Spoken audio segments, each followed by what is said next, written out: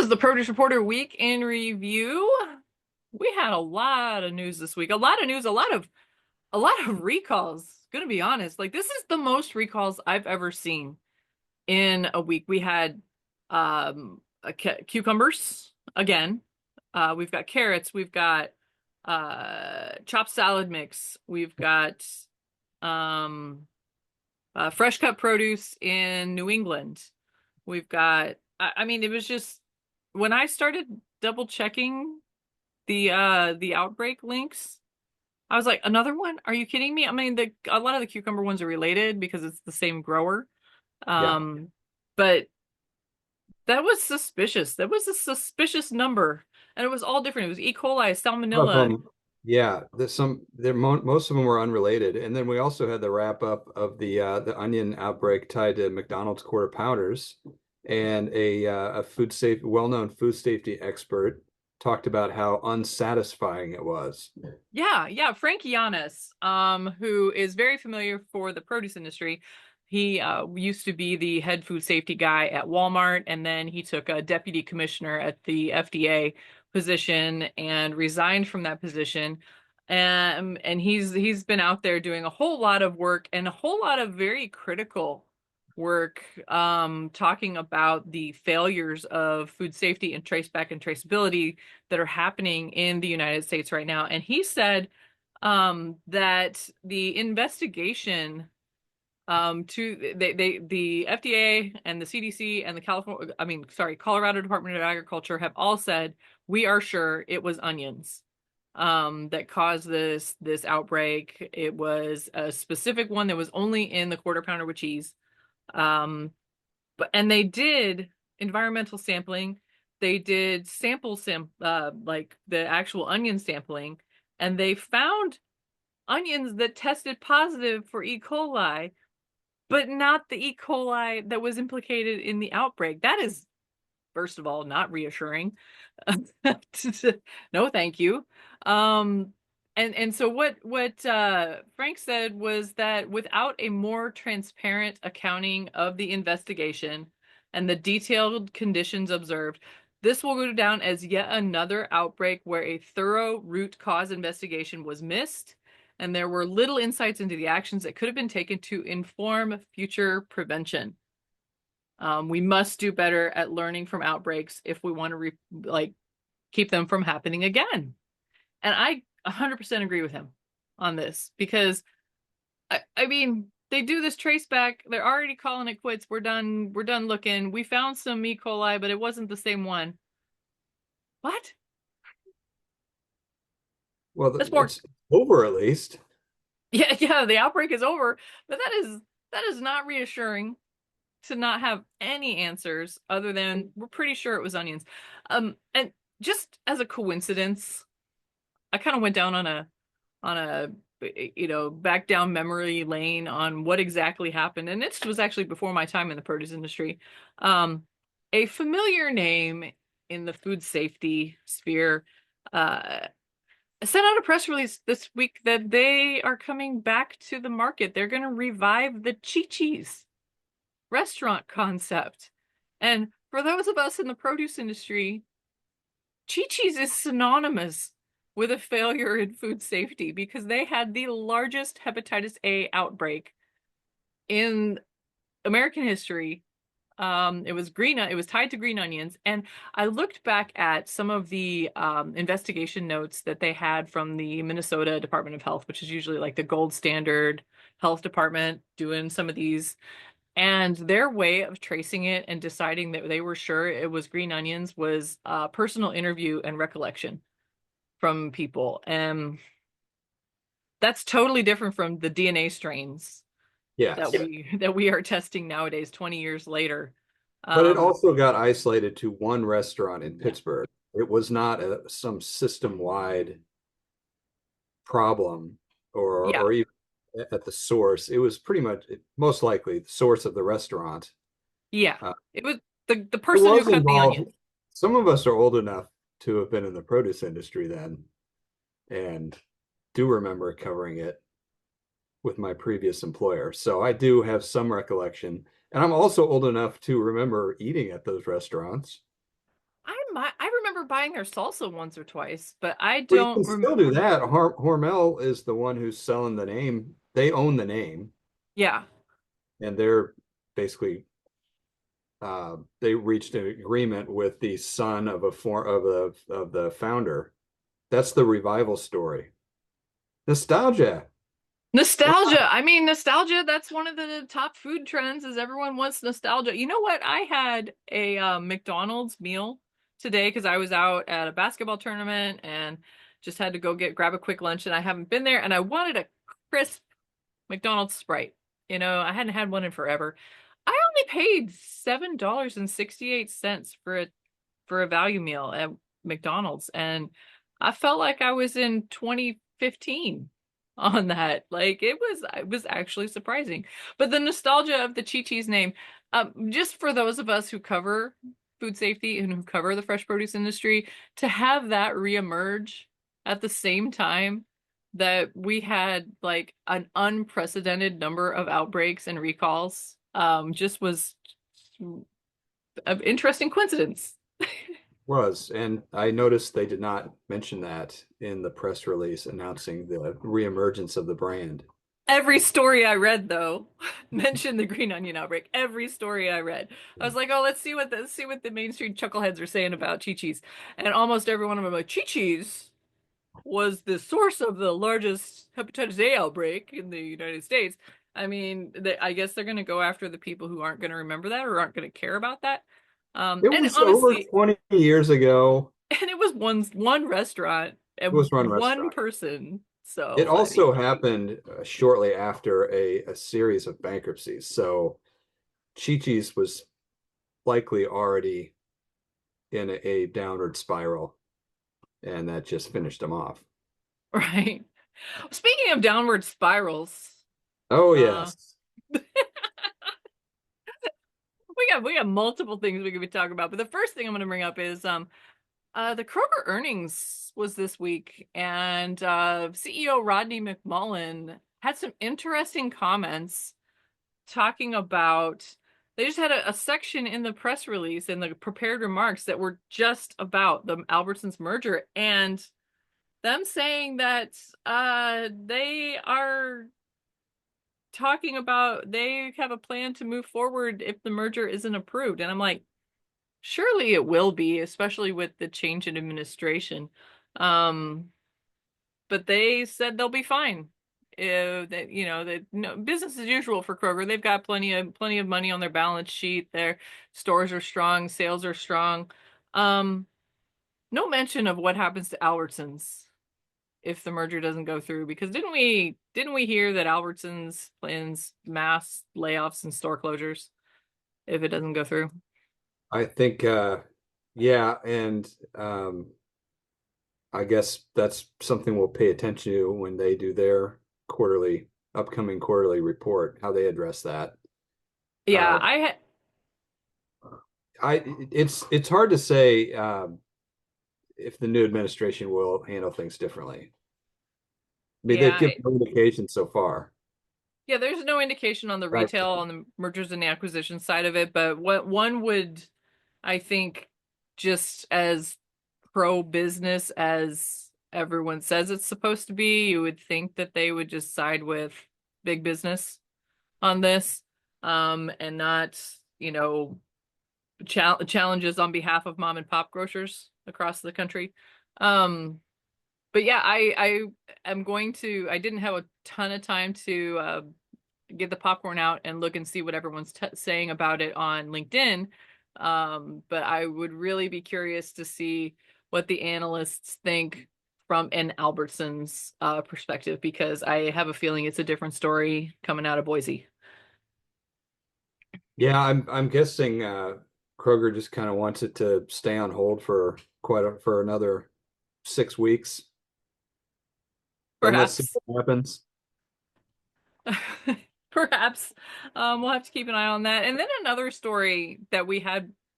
So, apple growers have been raising alarm. And if you aren't paying attention to what's going on, I follow a couple of different groups on LinkedIn about talking about the challenges of the Apple market right now. Apple sales are down. Profits are like growers are not making enough money to be sustainable. I'm seeing some growers start taking out Red Delicious, which one could argue is overdue. But the Honeycrisp market has been a huge challenge because last year it was massive. The Honeycrisp crop was huge, and this year it's way down. And you talked to Don Roper from Honey Bear Brands I about that. did. What are And they he suggesting? also, yeah, he said it's a challenge to keep it in the spotlight and with the smaller crop and still um, be able to stretch it out as long as they need for the whole season and not sell it out too quickly. With it being smaller, it brings the spotlight more on some of the other kind of competing um, high value varieties within apples. And a lot of people who carry Honeycrisp have these other high value apples too. But yeah, it was a huge crop last year, and returns were down. And I think what we're seeing it, apple consumption really not moving. Right. That is troubling.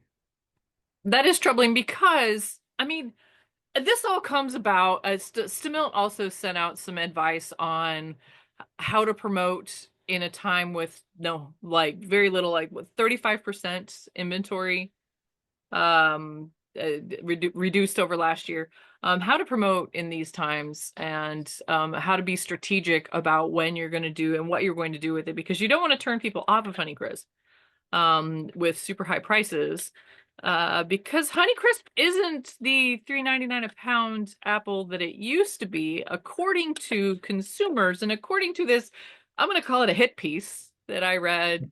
I saw it posted on LinkedIn. It's from Serious Eats, and it is very well researched, talking about the rise and fall of Honeycrisp and the author's frustration with getting some inconsistent fruit and talking about just going back to Gala because they don't want to pay $3.99 a pound for Honeycrisp that doesn't taste good. That is organic Honeycrisp, by the way.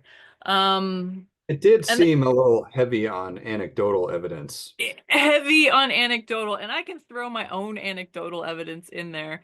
Because I commented on it because I wanted to. It reminded me of the 20 years of covering apples basically in my trade media career, and we can remember the almost oil boom and bust market that was Honeycrisp and what happened to apples. And what I thought was really interesting is that this author did talk to one of the original breeders for Honeycrisp, David Bedford, the seed breeder for University of Minnesota, talking about, and he characterized the apple market as before Honeycrisp and after Honeycrisp. So BH and AH, I don't know.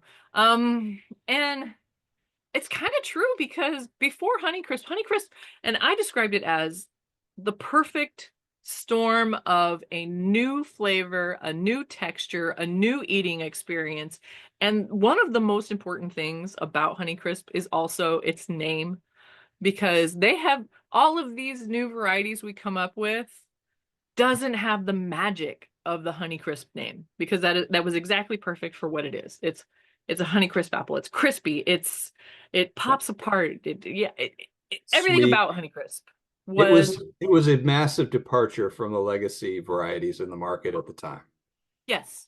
Yes, because I mean, even the other branded varieties that were coming up about at the same time, Jazz, Envy, there are several other ones that were coming to popularity at the same time as Honeycrisp, but they just didn't have that same just there was a time when you could ask a person, "What's your favorite apple?" and almost like 8 out of 10 of them are going to tell you Honeycrisp because that's all they're buying.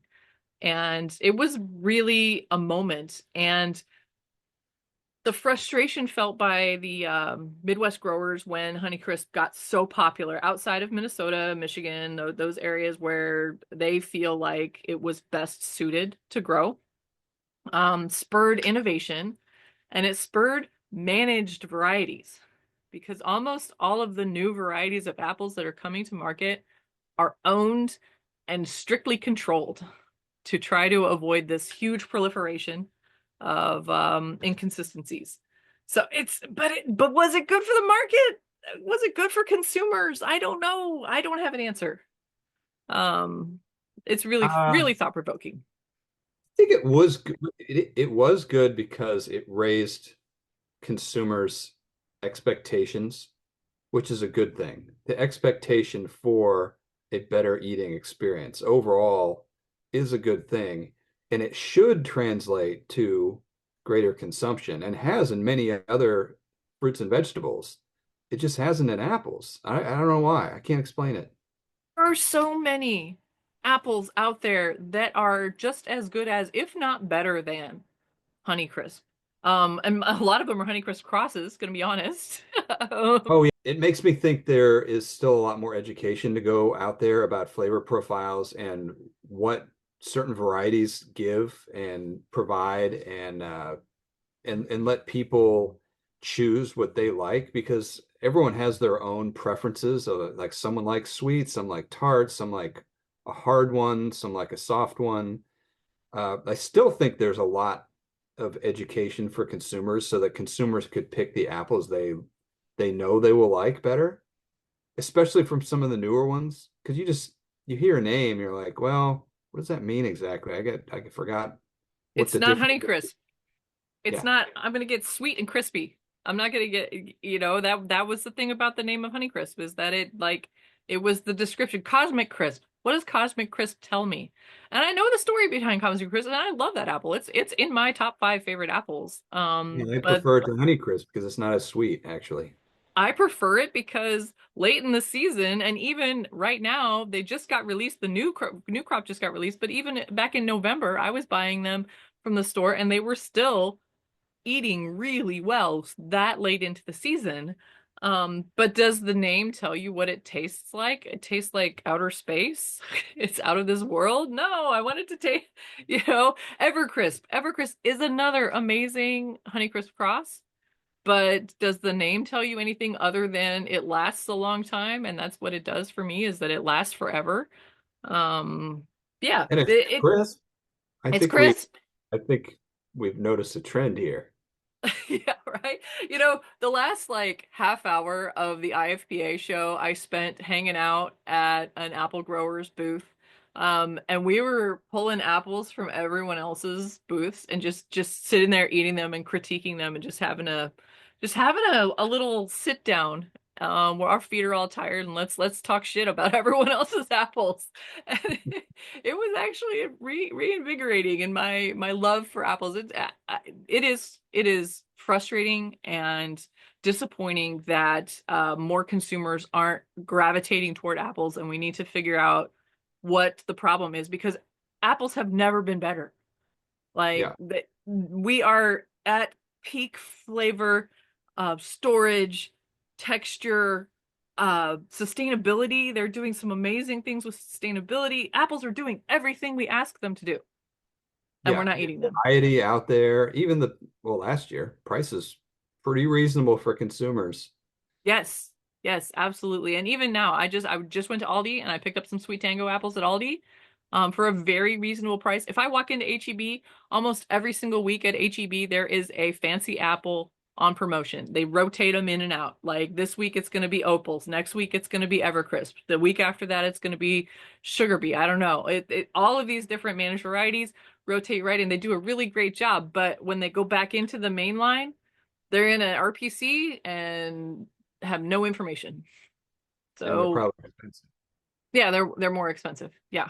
Um, and we got to figure something out because if you look at what's happening in the British Columbia with BC tree fruit, and the Canadian apple growers, we're going to see some American apple growers have some similar problems, if we cannot figure out how to move the needle on apple consumption.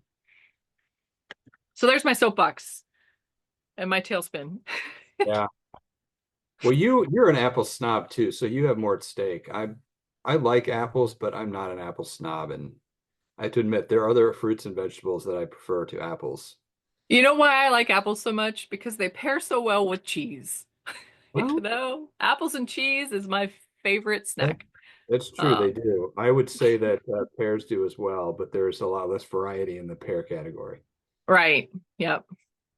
All right. Well, that's it for the Produce Reporter Week in Review. If you are not getting the Produce Reporter newsletter, you need to go to producebluebook.com and sign up. And I was going to mention on the expo floor, a lot of times you might have an issue with those apples being out of the cold chain, but since it was like 50 degrees the whole time, I think they probably kept the cold chain pretty well. You might Yeah, you want know what? That is another thing that is my soapbox thing too, is that I want more retailers to refrigerate apples. Most of the apples that we have nowadays, the modern apples, do well in refrigeration and it helps preserve them and keep them from getting mealy. Like Cosmic Crisp is fantastic in the refrigerator. And fruit bowls are a myth. Fruit bowls just mean mealy apples. Stop doing it. for That's a tomatoes TikTok and for another day, avocados and bananas, not apples. right?